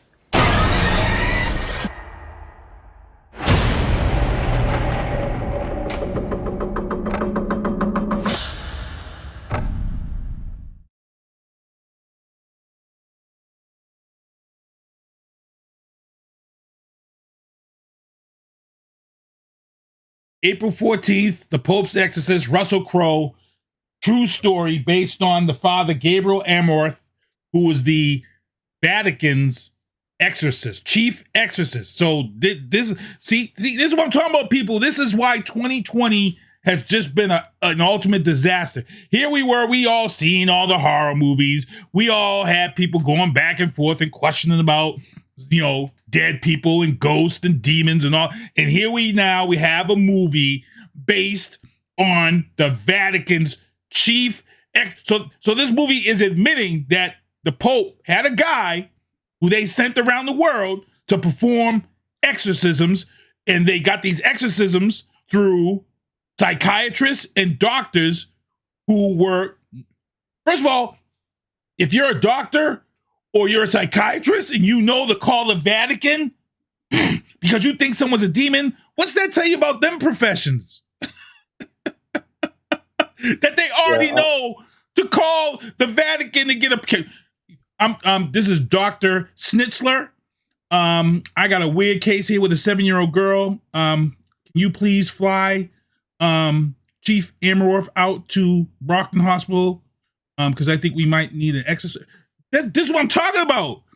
This movie's about to show us that we have doctors and psychiatrists who are in the know of demons and people being possessed, bro. Yep. No, that's look. Like I said, I believe in all that crap. So you ain't gonna. You're a police officer. Fun to watch, but I don't want to be involved with it. You're a police officer. What happens if you? Let me tell you something. I'm going to tell you right now. I go up to somebody's house. I knock on their door, and they're floating, or all of a sudden they start getting pits all of a sudden showing up in their face, or their head spins around. Yeah, I'm out. You ain't calling for backup? You ain't calling for backup to go in? Yeah, I'm going to call the Vatican. And I'm going to say, hey, send your guy out here. We need him at Brockton, Massachusetts right now. Oh, by the way, I'll be the cop 3 streets over. Just in case they fly out. Oh, man. Like I said, 2020, man, it's all about admitting stuff that we thought was, look, and this is just telling you right now that the afterlife and demons are here. This is true. I believed in all that crap a long time ago. Let me tell you something. Yeah. That's why I don't go into the scariest places on earth because I ain't bringing nothing home. I fun to watch. I'm all set. You know what I mean? I don't have to go to who's that chick that killed her whole family in Fall River. I ain't got to go to that house. Oh, Lizzie Borden. You know what I'm saying? Yeah, I don't got to go to Dirty Wax with an axe. I know it exists. I don't have to go there. I don't have to go to Amityville Horror. I know it exists. Ain't got to go. You know what I'm saying? That's fun. I don't need to go down to hell, stay away to hell or whatever. Hey, I'm all set. I don't have to buy the Conjuring house or go into the Conjuring. I'm all set. Don't have to go see the doll. That's already been done. I'm all set. Bianca Marie's actually in the chat. She's the one that turned me on because I never watched those Conjuring movies, and she's like, "You never seen it? You're a horror guy. You never seen the Conjuring movies?" And man, I must have watched like 3 movies all in one weekend. They were so good. I was like, "Yo, this shit was good." Why do you think I haven't taken a trip to Japan? I saw The Grudge. It's all set. You know what I'm saying? I don't need to be going to Japan all of a sudden be taking a shower and some chick with long hair started coming out my ceiling. I'm good. And we're gonna go back. I gotta go back and touch base on something that we were talking earlier. We were talking in the legal booth about Governor DeSantis using his power of governorship to take over the district and then to strip Disney of their tax status. Disney, like I said, some people say Disney could just say up and move, but Frank, you think Disney's gonna lawyer up and say, hell no, bro. I don't think so at all. I think Disney is going to sue the state of Florida, and you're going to see an ugly court battle. Because I'm going to tell you what, you don't just take on $1 billion company like Disney and just say, oh, guess what? We're taking everything we promised you. We're taking it back. No, you don't just do that. And they're not going to take it laying down. I'm telling you, it's just they're just too. I'm not a lawyer, and I was a little offended when you said you were going to save it for those guys. I was like, wait a minute, I got some comments about this. I was like, I just don't think they're going to take this one lying down. I really don't.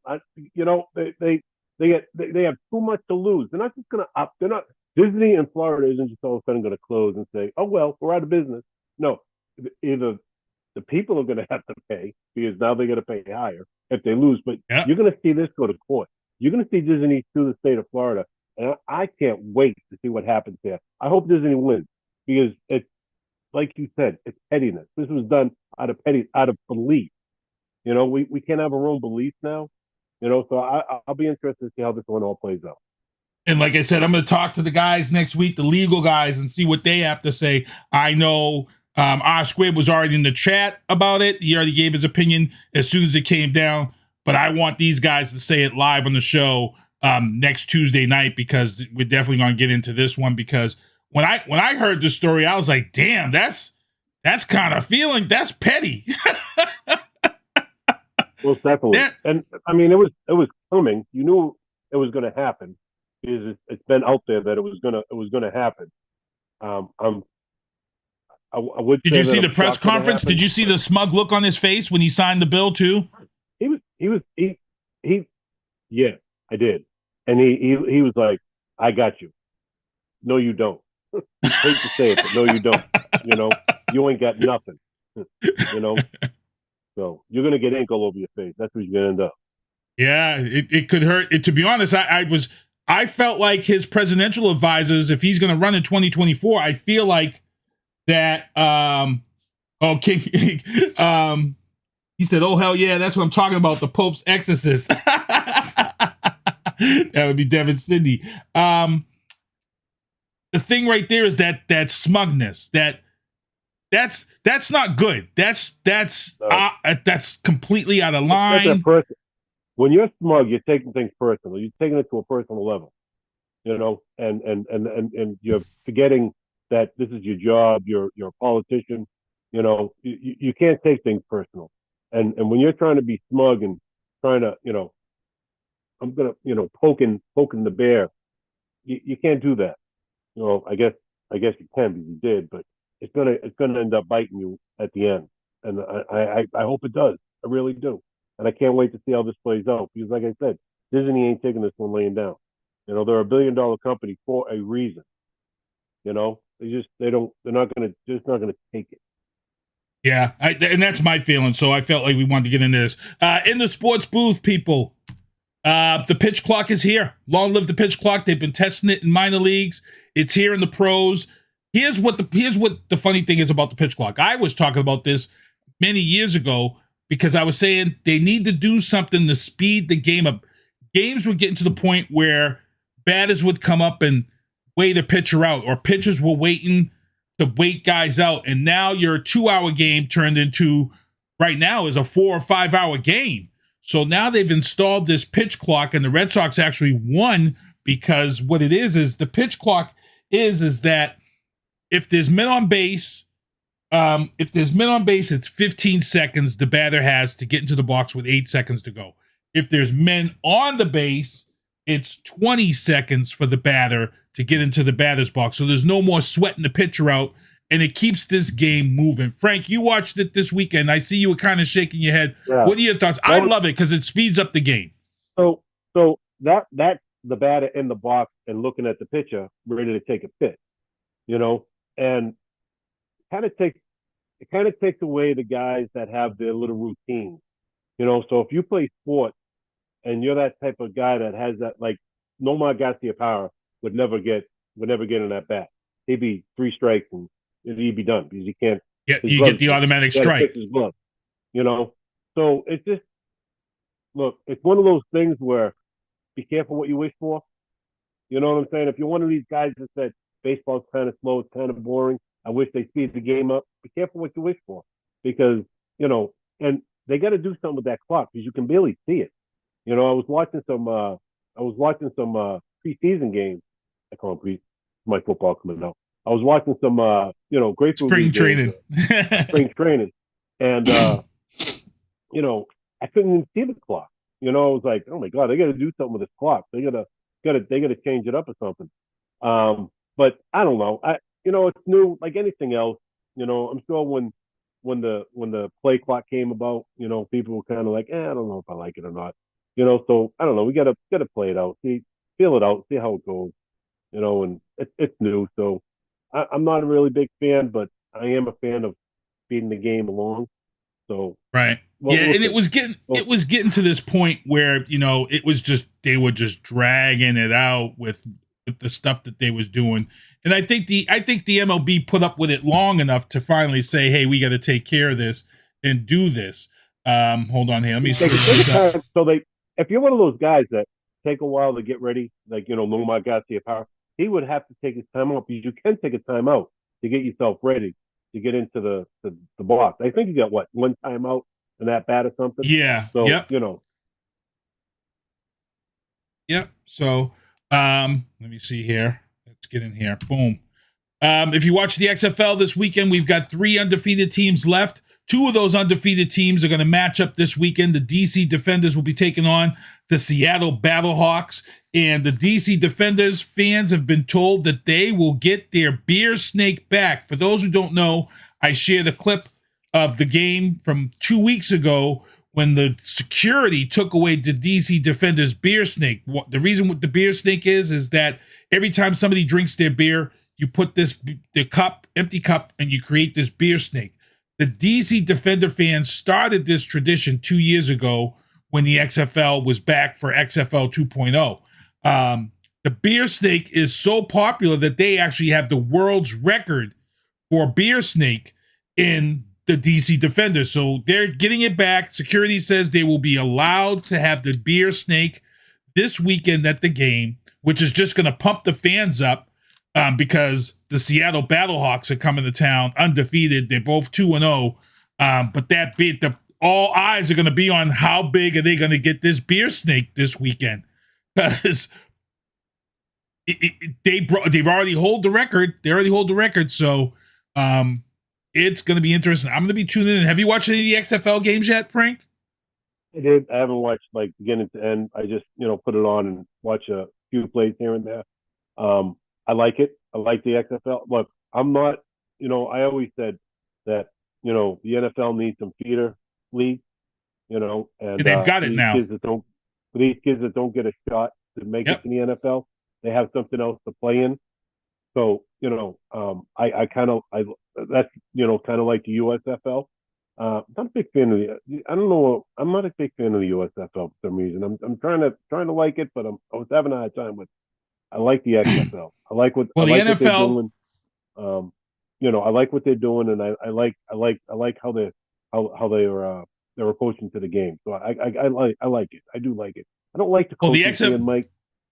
Yep. Well, the XFL is officially a developmental league for the NFL now. So that's where the success is coming in. And that's really good. Yep. And what's great about that is that there is some big discussion coming up for the owners' meetings with 2 of the XFL rules that they have. On one of the rules I saw in week 1, I loved it. Every coach has 1 challenge flag to challenge a missed call or missed penalty. So if you have a missed pass interference or a missed holding call or a missed out of bounds or something of that sort, you can, if you have 1 timeout left, you can throw this challenge on a play and say, hey, you guys missed that defensive hold. And they got to go and they got to review it. And if they find that there was a defensive hold, guess what? That player is now assessed a penalty and you'll get your first down. The NFL is already looking into that one. The second rule that they're looking at is on 4th down, 4th and long situations. In the XFL, you're not forced to punt it away. Depending on field position, if you're 4th and long, you can institute an onside kick. 2 of the onside kicks have been recovered in the XFL this weekend. One of the games, it allowed the team to come back and win the game. It made so much noise on social media that they said the NFL is looking and getting it into discussions at the owners' meetings because they feel like having that option on 4th down, it can really open up a game. What is your thoughts? 4th down and 4th and long. Now you have the option to onside kick versus being forced to punt in the NFL. What do you think, man? I like it. I think the XFL's on to a great point. It changes the game. I'm telling you, it changes the game. I kind of like it. Gives you that free kick, option. I don't know. It's just like I said, just like baseball, anything to make the game a little more fun. I mean, it also makes it.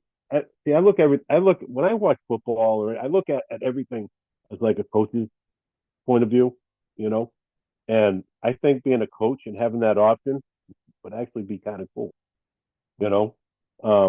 especially if you have a weak punter or something, and you just want to right.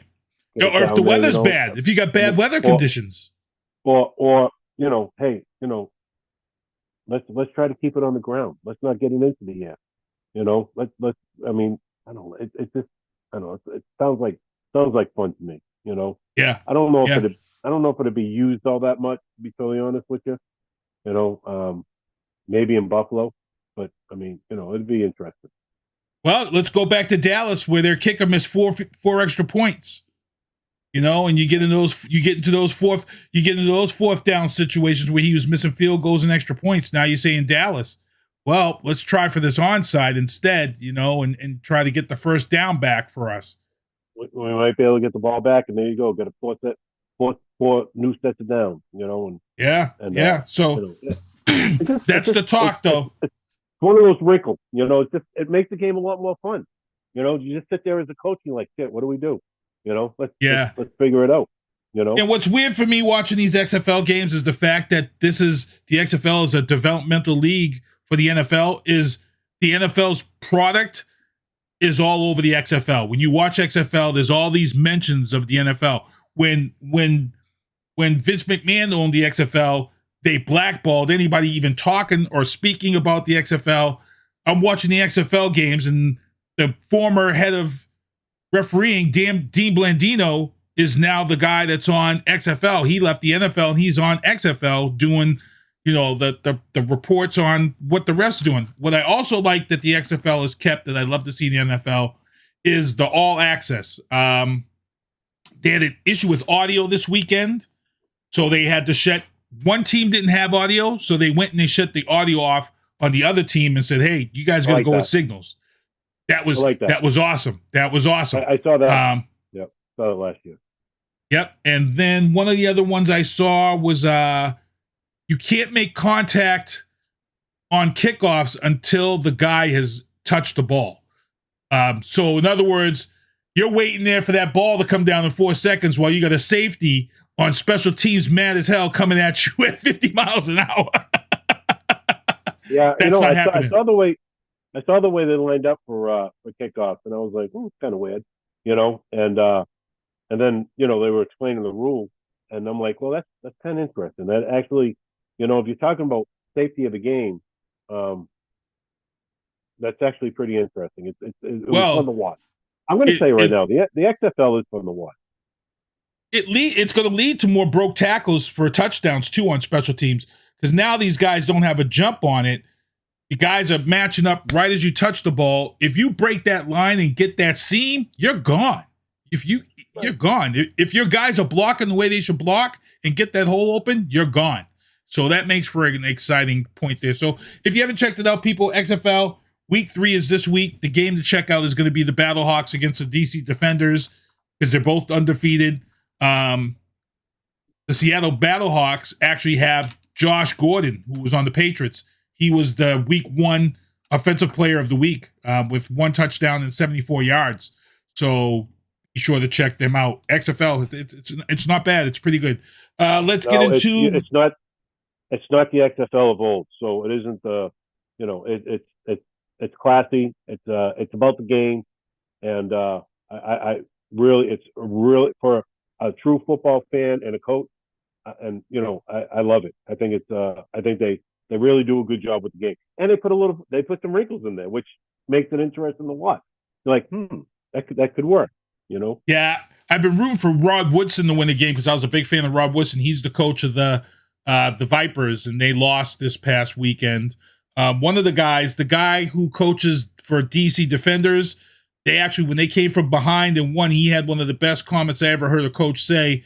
And one of the girl comes up to him. She says, "Hey, your defense really held it down in this weather, blah, blah, blah." And he's like, "No, like my defense didn't hold nothing down." He goes, "There's no offense and defense with the DC Defenders. It's we fence." And walked off the field. And I was like, "Damn, bro." I was like, "Woo, we fence. No offense, no D." Look at your face. You was already smiling as a coach. He was like, "That's it right there." That's it. Yeah, I like it. I was like, "Damn, bro, we fence." And he walked off the field. I was like, "Damn, okay. That's a coach right there." yeah, I like that. Oh, I said every pop water coach should be using that this year. No offense, no defense. It's we fence. We fence. I like we it. win as a team, we lose as a team. We You fence. got that right. Woo! I heard that. I was like, never, damn. I never forget the time. Like I had a quarterback and a running back, but they were it. I said, "Oh yeah," and they were dogging the offensive line. I said, "Okay." I lined up a defense. We got ready to do the play. I told the offense, I said, "When you guys break the huddle, come to the sideline." They did. They came to the sideline. I was like, "Play your play. Go ahead, play your play. Don't ever dog the offensive line again. Those guys, those guys that die for you." Right. Let's get into the Biden bombshells before we close out the show. TikTok gone from government phones, and they should have been gone off government phones a long time ago. I think if you're a politician or somebody high up and you have a government phone, I don't think you should have any social media on your phone. I don't think you should have any Facebook. I don't think you should have any TikTok, Snapchat. None of that shit should be on a government phone where you're discussing secrets and protective things. I think that all that shit should be blocked. It shouldn't be on those phones, period. It surprises me that I'm even reading this story to everybody because I would have thought TikTok would have been blocked from somebody who's a government official's phone. It just... Especially when they're talking about it, the national security, they want to take it off our phones. They don't even want us to be able to use it. So, I mean, it's like, and you're allowing, high up politicians to put it on their government phone. I mean, why is this even a thing? You tell me that I shouldn't even have it because of national security, but yet, I guess the president can have it? Really? I mean, come on. It's foolishness. Yep. So 30 days to comply. TikTok has to be wiped off of every government phone. Like I said, it should have been blocked from government phones. Here's the crazy thing. I go on TikTok sometimes, and I'll tell you, I'm not going to lie. There are some people on TikTok sometimes that provides me with some cringe moments. A few weeks ago, I heard some nurses were complaining because they were losing their jobs because they were on TikTok. And I'm like, well, first of all, you're in violation of HIPAA. When you're discussing clients and things of that sort on TikTok, it's all fun for everybody watching. But at the end of the day, I'm sitting there, I'm like, you're violating HIPAA. Right. It's crazy. It's crazy. People throw their jobs out the window. So TikTok is gone in 30 days on all government phones. I want to know who the dude is that keeps putting the top secret stuff in people's houses. 2024 people here in the news booth. Biden has his first challenger for the Democrats, Marianne Williamson. She's an author. She has announced that she is going to run for president in 2024. She's the first one to announce. Last week, I mentioned the first Republican who announced that they're going to run for the Republican Party. So these early people, they usually never pan out. They run out of money. They end up backing out. She's an author. Look her up. She ran before and she backed out, but she's going to try to run against Biden in 2024. Biden was on ABC this week on Sunday, and he didn't confirm if he was running or not. he said that his wife confirmed for him in an early interview. He says most people would assume that he's the guy that's going to run again, but he did admit, he said that his age is a question. He's 82. He's like, it's a legitimate question. Could he do another term with his age? So he's aware. I feel like my guess way back was Stacey Abrams, but we haven't heard anything from Stacey Abrams in a while. I think we might see this guy, Hakeem Jeffries, out of New York, maybe run like a Cory Booker did. We'll see. It's going to get interesting. But like I said, for the Republican Party, I think it's DeSantis all the way. Might have hurt himself with what he just did in Florida. I don't know. Do you think the Republican Party still gives him the nods for 2024 with what he just did in Florida? Yeah, because he's not one to shy away from making a tough decision. I mean, I think they tame him a little bit. They already had that wild card once before, so and I don't think they don't want to have one of those again. So I think you see some of these higher up Republicans secretly meeting with the guy and be like, got to tone it down a little bit too. Got to tone it down. Yeah, we're going to back you, but you got to tone it down. Because if you're going to be our guy, we want to be able to take this out. So you gotta just relax a little bit. So I think they have one of those conversations with him. But I think he'd be decent. I think Republicans would back him. You get some Republicans out there that they might have an issue, but I think the true Republicans they'll back him. We'll see. It's going to get interesting. Also, in Biden bombshells, Biden faces a dilemma. Biden is trying to drill for oil in Alaska, which goes completely against his whole climate change and getting with renewable energy. This is all about money. I tell people all the time, it's not about Republicans and Democrats. At the end of the day, it's about the elitists with all the money. And you know what? The oil companies are telling him, hey, if we're going to give this up, we need to get something in return. And him saying we're going to open up Alaska is going to keep oil companies in business. Go ahead, Frank. You have to. You have to. We already found out that we can't rely on foreign oil. We can't do it. You have to do it. We have to do it ourselves, and we have the resources. We have to tap into these resources. I understand the whole look. I understand. Hold on a second. I understand that everybody's, everybody wants to have a cleaner, go green, this, that, the other thing. And I get it, but it's going to take time for all that to happen. And in the meantime, you have to tap into our resources. We have resources out there that nobody's tapped into. Oil isn't that dirty business anymore. They actually clean up their act a little bit. You can do it and limit it at the same time. Nobody wants to pay $6 at the gas pump. Nobody wants to pay what it is now, $3.27 at the gas pump. That's because we rely on foreign oil. We need to tap into ours. Once we do it locally, you'll see the prices go down. We're proven time and time again that we cannot rely on foreign oil. And like I said, I want to keep an eye on this because this is, like I said, it's kind of a hypocritical thing for him because he's been pushing this whole thing. I think with everything that happened in Ukraine and everything, I think it might have opened his eyes a little bit. You know what I'm saying? Yeah, you need that backup. We're at 820 on Russia. Put the sanctions on Russia.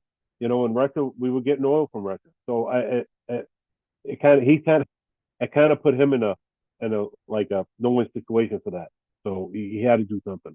So look, we all know where I stand when it comes to politics, and but I think he made the smart move on this one. Well, here's another one. Here's another one because we got 2 minutes left.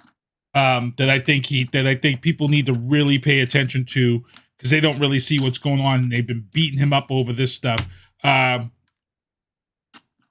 WSJ, Wall Street Journal, last week just reported Biden is sending troops to Taiwan to train against a possible Chinese invasion. Now, people are already crying about that and the money, and it's like, people, you need to really pay attention to kind of what's going on here. Russia and China are tied together. This is all a chess game. Shooting down weather balloons of China's is a chess game. And Biden got spanked for it. How do I know Biden got spanked for it? Because I just watched ABC News, and the guy that's the head of NORAD came on, and he pretty much, they asked him about the weather balloon thing, and he said, you won't be seeing the Department of Defense and Biden shooting down any more weather balloons. That's NORAD's decision. NORAD, and Frank, you're a military guy. Let them know what NORAD is, because NORAD said the skies are theirs, and it's their decision what to shoot down and what to allow. And there was a line cross. Let them know what NORAD is. Right. So NORAD is in charge of anything that's up in the sky. They're in charge of it, and you know they try to. But I mean, you pretty much nailed it. It's anything that's up in that sky is under their control. And if they want something shut down, they're gonna. Damn right. Well, it's gonna have to go through them before you can make that decision, no matter who you are, you know. And anything in that airspace, they already know what's there. They already know, you know, and you know they'll let you know if they think you need to know basis, you know. They believe me, they're not idiots. They know everything that's up in that sky, you know. So yeah, I could see why they got a little. Yeah, the guy was pissed. The guy who was on. If they had any inkling that this was a spy balloon, they would already said, look, man, we got to do something with this. Hey, you know, Biden, you know, you gotta get some planes up there, shoot this thing down. We got a threat coming in to the United States. They're not idiots. You know, yeah. So I mean, you know, it's and this guy from NORAD, he felt as if they used this weather balloon thing as political politics to push China into a corner. That's his kind of, and I see it. I see this happening because Biden wants Xi Jinping to decide if he's going to back Russia or not back Russia. The bottom line is if he sends any weapons, it's game over. They've crossed the line. Like I said on this show last week, China knows the sanctions will hit and every American business will pull out of China just like they did Russia, and you'll lose that American dollar. Now, Biden came out today and he already said he's putting money into a company to start making the semiconductor chips for phones and cars here versus getting them from China. Xi Jinping wasn't happy about that.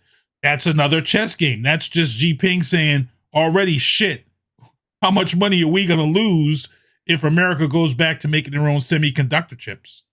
You know, he knows. He ain't stupid. He ain't stupid. That's the other thing. We put these sanctions on China. China turns into, what's that country that we've just been able to fly into? Oh, shit. The one in the Middle East? No, they make the guys. Fidel Castro. Cuba. China turns into Cuba. You know what I'm saying? So I mean, they're not stupid. You know, they're not dumb.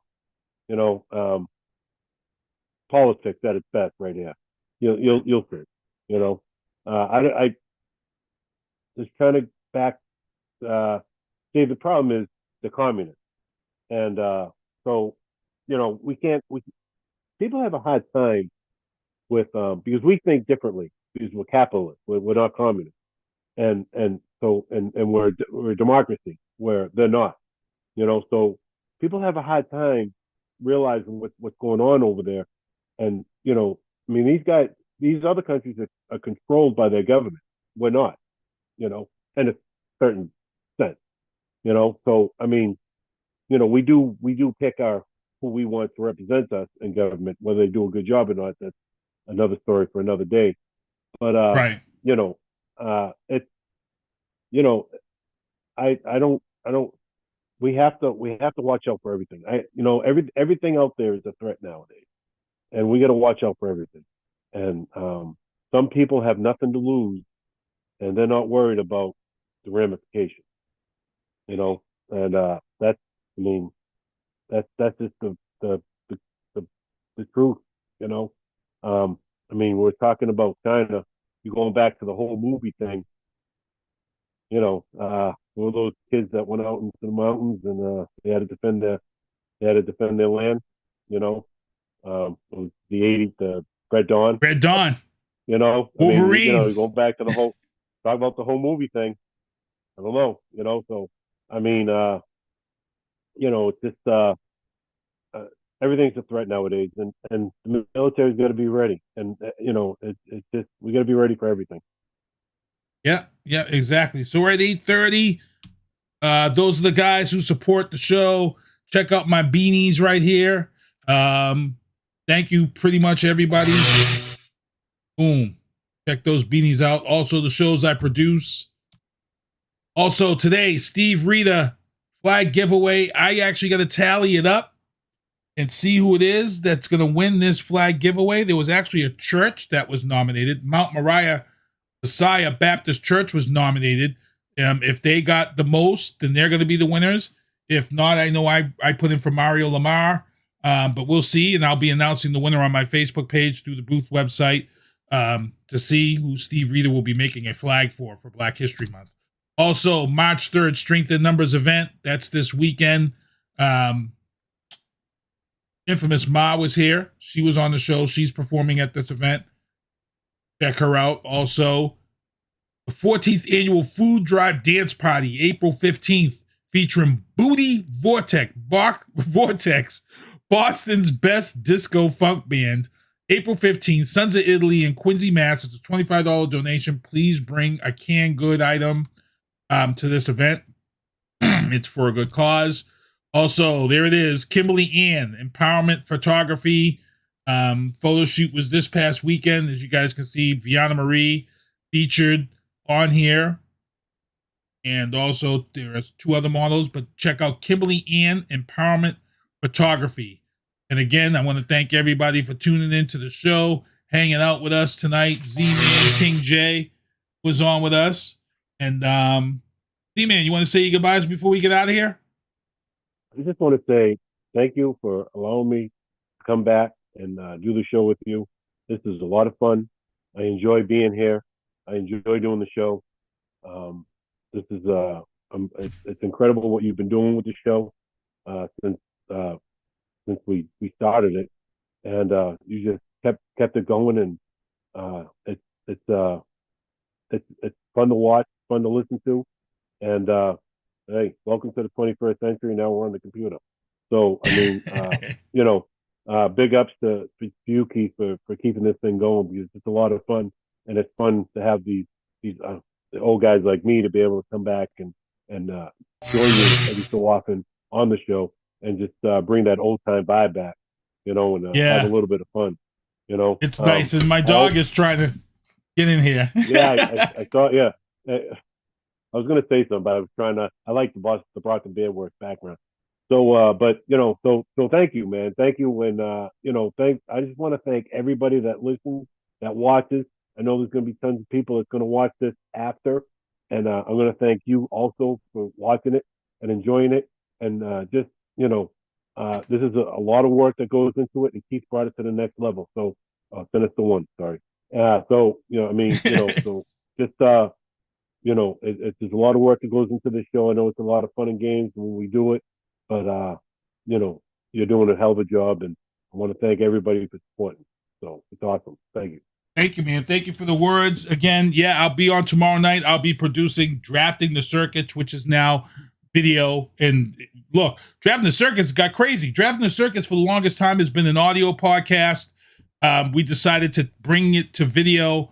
And right out the gate, Frank Santorowski says, man, one of the things about adding video is that getting guests for Drafting the Circuits is going to be Everybody loves the visual. Everybody's about the visual now. So we've got some great guests lined up for Drafting the Circuits. We got guys coming up on Drafting the Circuits who are racing in the Indy 500 this Memorial Day. I can't say any names yet, but that's the type of people we got coming on Drafting the Circuits, that are guys who are racing in the biggest race on Memorial Day. The Indy 500 is bigger than Daytona, which just happened last week. Bigger than Daytona. That Indy 500 is what got me into racing years ago as a kid on Wide World of Sports. But again, what I'm going to do, I'm going to show you guys the video. California. Yeah, I'm going to show you guys this video of the robot, the liquid robot, and then SpongeBob. Can you do me a favor, SpongeBob? After they see this crazy, scary-ass video of this liquid robot, take us home.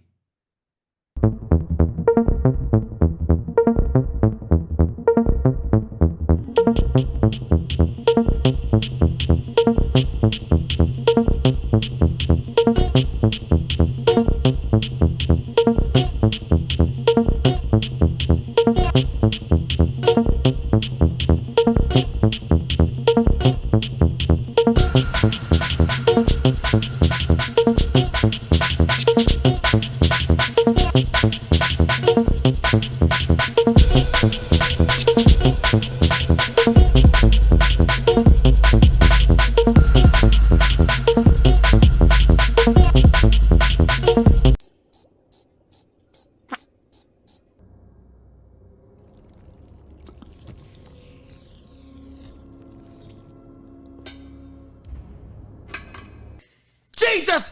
God! Tap dancing Christ! See you next Tuesday. Thank you for listening to The Booth on Hoobazoo and HatcherRadio.com. Please follow the Facebook page and subscribe to the podcast at Apple Podcast, iHeartRadio, and Spotify. The Booth is a Sinister One production hosted by Sinister One. I've got to start hanging out with friends that are a little more intelligent and understand politics and stuff. It's just that I'm up on this level up here, and all my friends are down here. Me, nah. You guys, nah. Maybe a little more down in here. Screw you guys, I'm going home. I smoke, I drink, I do my thing. These bitches hating, so you know I got to make it plain. Don't do cocaine with your chick, my main. We stick together, true forever, yeah, you know we bang. I miss those days, which was easy. If only I made it, bitch, don't repeat. Now that I done upgraded, I've been upstate, and y'all think I'm playing. And I got a hit now for these weak assholes who think I ain't slaying. Try me, and I'll probably end up laughing, cause I never back down. I'm that chick with a clean ass whip, I don't need that shit, I got my own now. I get hurt, I get tired of fussing, fighting, guess I gotta crack down. Don't mess with me, cause on everything, I'ma have to bring the whole city out. WHOOBAZOO, that's Hoobazoo.com. Enter website.